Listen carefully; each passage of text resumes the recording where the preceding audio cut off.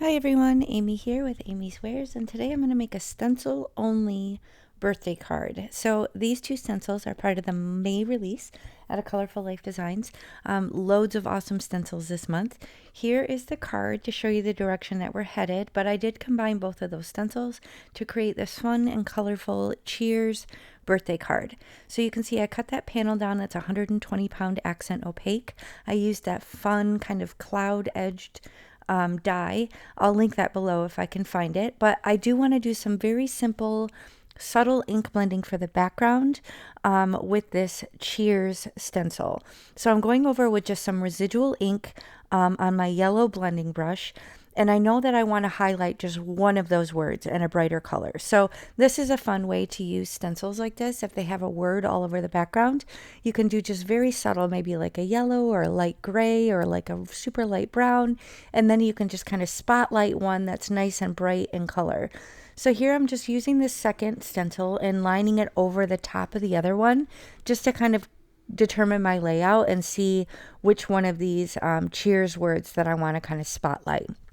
Now I grabbed for my favorite color to give that some extra love, Flirty Fuchsia. That's my signature color. And I have these cool little blending brushes from Waffle Flower. And they're small enough that I'm able to really kind of work within the confines and kind of mask off an area. Now you can see on these letters, I really didn't want to overlap and get any other words. So I did use some mint tape to just kind of mask around. But in the stencil itself with the balloons, I was able to just kind of work within it and not even use anything to mask it off. So if you want to be precious about it, obviously you can make sure you mask off the areas and keep them separated. But I think for the most part, if I'm remembering correctly, I was able to do a lot of this just by being careful and not being too rough. So I apologize. But I am coming in kind of heavier on the right side of the balloon. I want to give it a variance in color. I want it a little bit darker.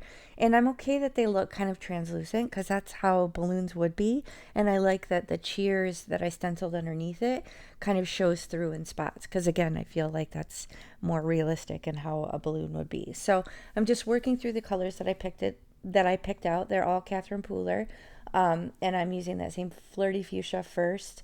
I'm not sure if I held them up slow enough where you could see the names. I think that's probably Tiki Torch, maybe, and Party Dress. I think Blue Suede Shoes is the one I'm working on here.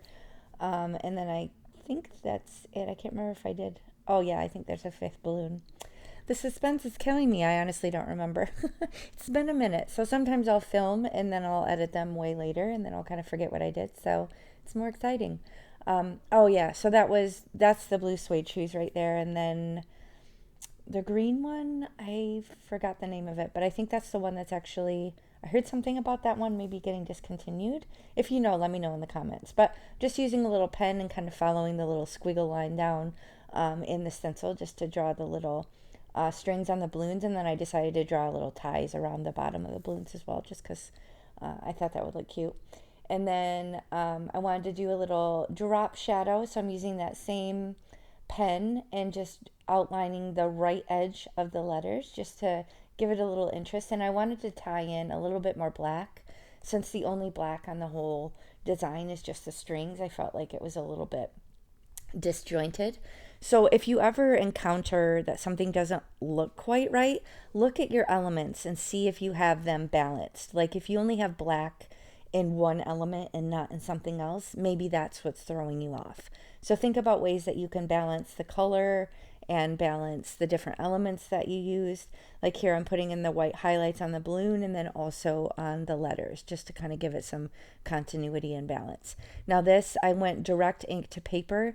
I was going to do a white border, but I felt like it needed some color. So that looks a mess, but you can't see that once you put the panel down. Popped it up with some foam tape and then used the glossy white stars, which is one of the new blings from last month in the shop. And you can also use my coupon Amy Fan 10 on those and save on your complete order. So just going to stamp the back with my little custom stamp. This is from Jessica Lynn Originals. I'll try and remember to link everything I can below. If I forget something, let me know.